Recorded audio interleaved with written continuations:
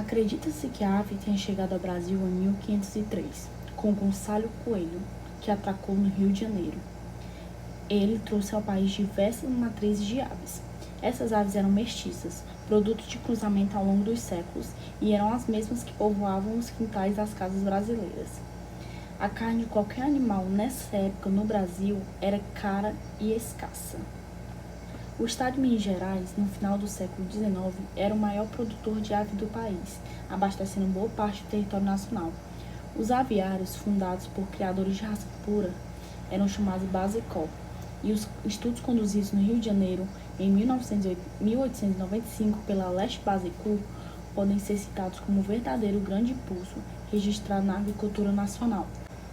As galinhas da raça Orpington, importada da Inglaterra, era considerada a melhor galinha do mundo na época, por suas qualidades de boa poedeira e excelente produtora de carne.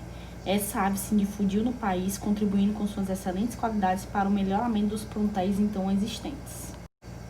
Essas aves hoje constituem o tipo carijó, que ainda se constitui o fundo de inúmeros plantéis do meio rural, em concorrência com o famoso mestiço de que tanto se orgulhavam os nossos antepassados.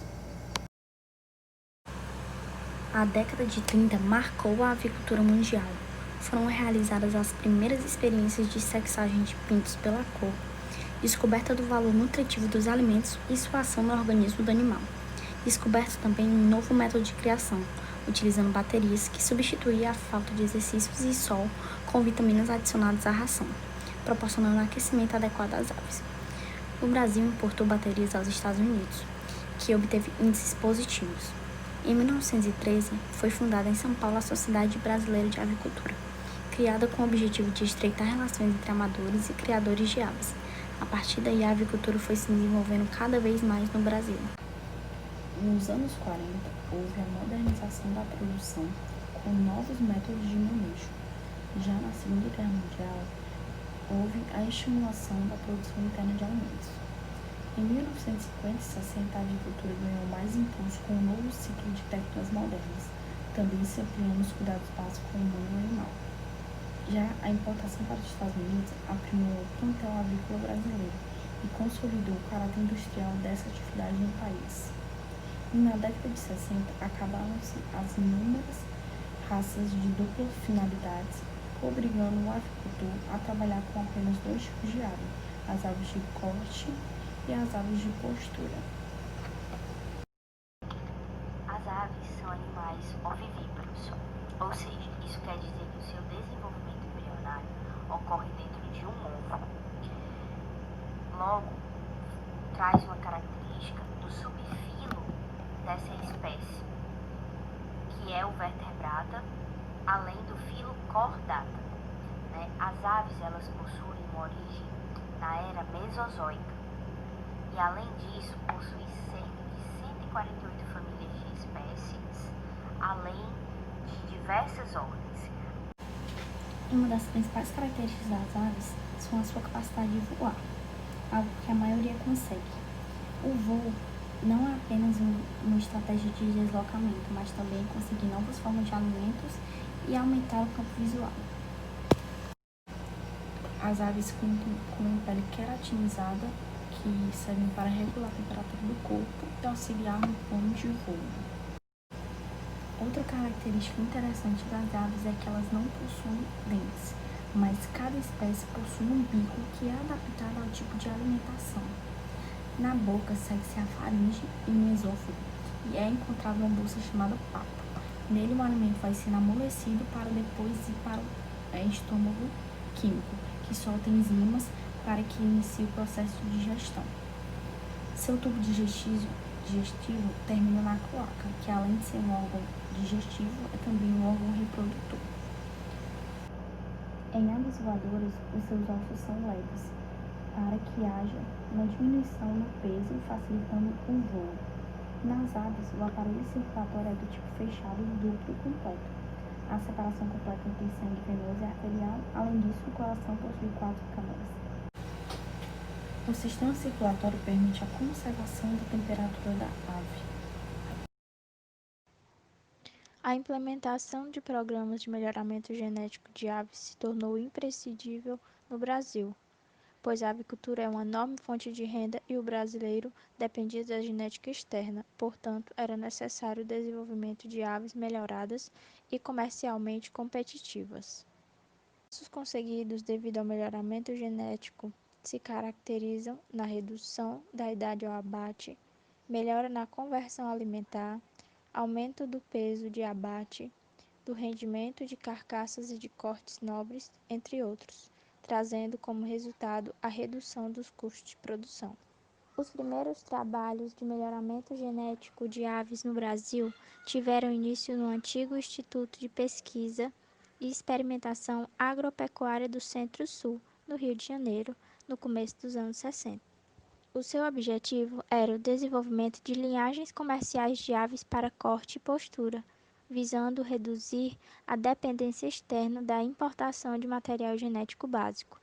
No início da década de 80, o Instituto de Zootecnia de Nova Odessa, São Paulo, e a Universidade Federal de Santa Maria, no Rio Grande do Sul, seguiram o mesmo caminho.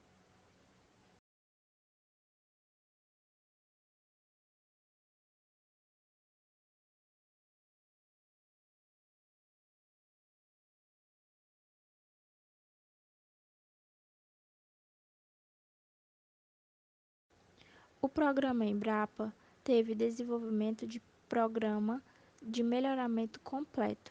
Além do material genético propriamente dito, também foram treinadas pessoas e produziram tecnologias de melhoramento, que deram suporte a esses programas conduzidos pelas empresas brasileiras.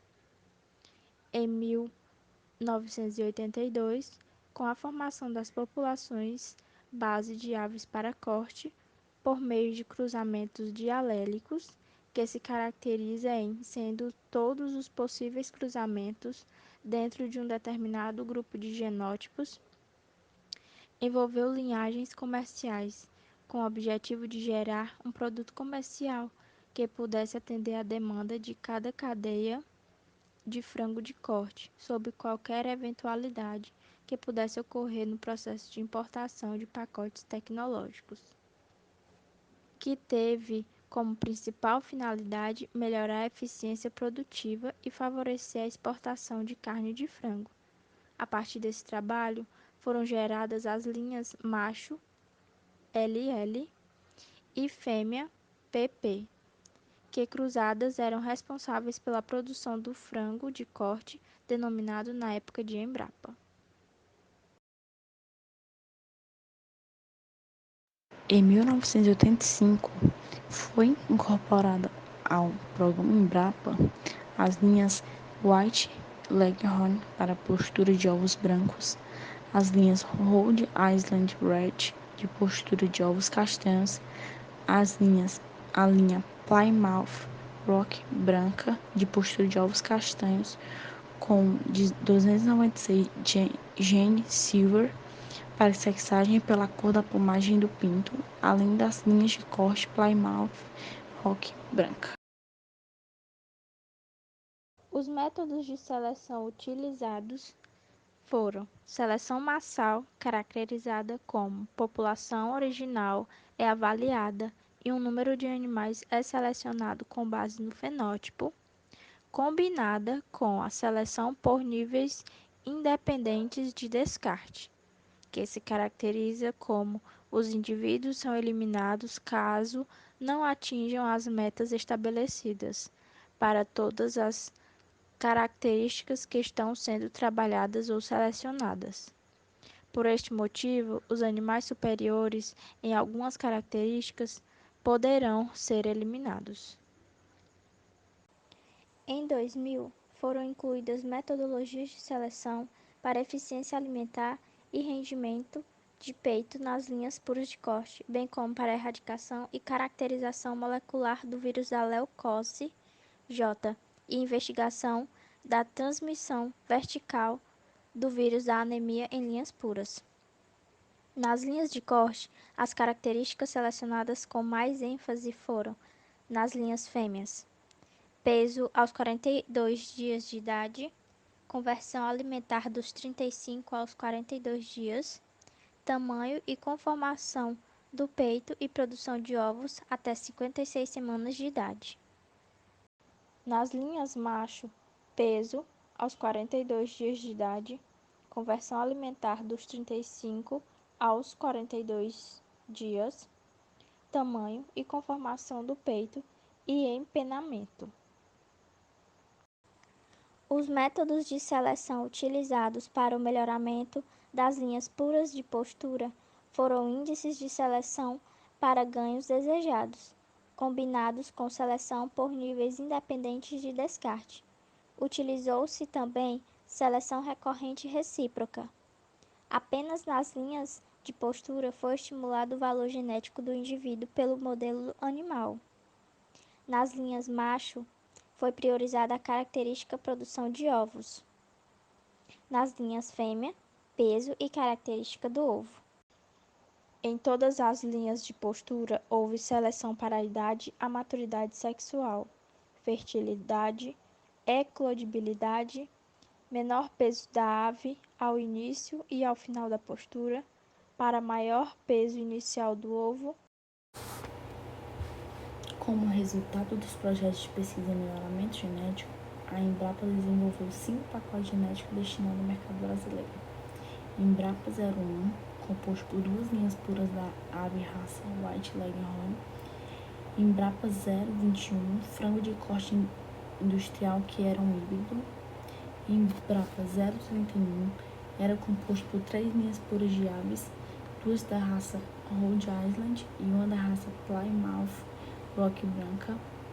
Embrapa 041, frango de corte colonial, resultante do cruzamento controlado entre linhas pesadas e semi-pesadas. E Embrapa 051, poedeiras coloniais, resultante de cruzamento entre linhas Rhode Island e Plymouth. A diferença entre o frango de corte colonial Embrapa 041 e o frango de corte industrial 021 é porque o frango de corte colonial apresenta crescimento mais lento e características organolépticas específicas, como uma carne mais consistente, com menos gordura e coloração da pele mais acentuada.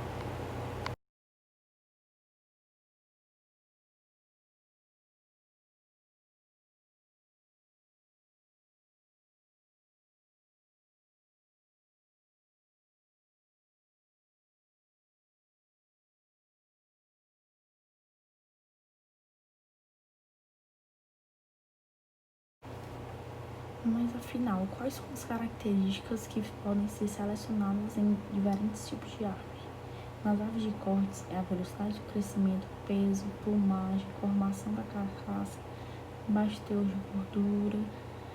Já nas aves de postura, o peso tem que estar aos 150 a 290 dias de idade, com boa maturidade sexual, produção de ovos e viabilidade em 2 períodos.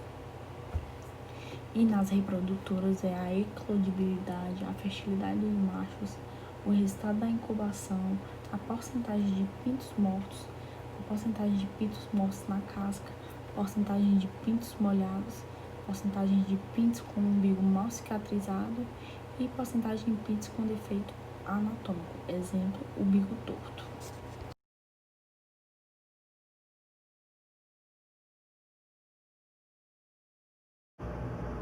No caso das aves de corte, as demandas dos clientes tendem a variar.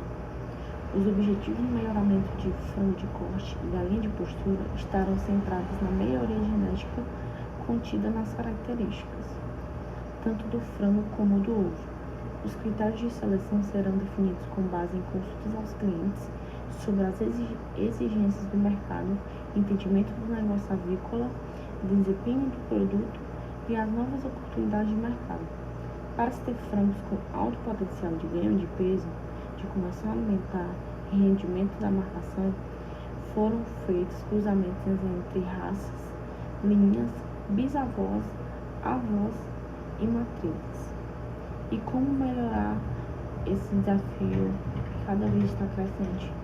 Com a seleção massal, um teste de progênio, pressão de seleção e cruzamento teste.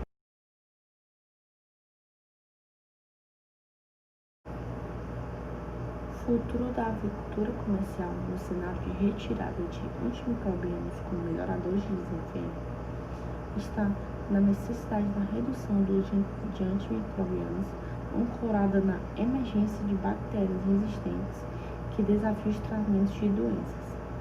Estão cada vez mais investindo na substituição dos antimicrobianos por soluções naturais comercialmente disponíveis, como o uso de ácidos orgânicos, probióticos, prebióticos e óleos essenciais.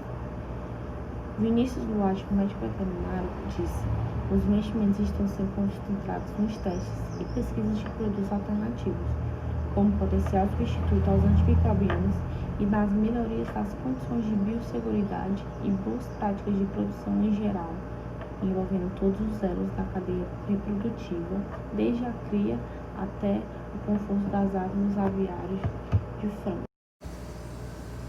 Incubação high-tech. A avicultura tem evoluído bastante e a produção avícola e a tecnologia é o principal motor desta evolução. A professora Elizabeth Gonçalves conta que a incubação estágio único continua avançando, além de outros meios avançados de nascimento, em condições diferentes do corrente estágio, como hatch care e hatch on-site, com a finalidade de diminuir, eliminar o tempo entre o nascimento e o alojamento das aves e permitir um rápido acesso à água e ao alimento, no caso de frango dos cortes. O Brasil é um dos países com mais alto rendimento em incubação, principalmente na produção de pintos de cortes. Apesar de utilizar o sistema de incubação em estágio múltiplo, seus resultados são surpreendentes. Considerações finais. O melhoramento genético avícola tem sido impulsionado cada vez mais a busca por novos produtos e novas tecnologias que caracterizaram os desafios de manter a eficiência e as necessidades dos consumidores. É preciso melhorar continuamente suas características, considerando a produção dos ovos e carnes com alta qualidade, prezando sempre a saúde humana e o bem-estar animal, como fator primordial para a produção alimentar.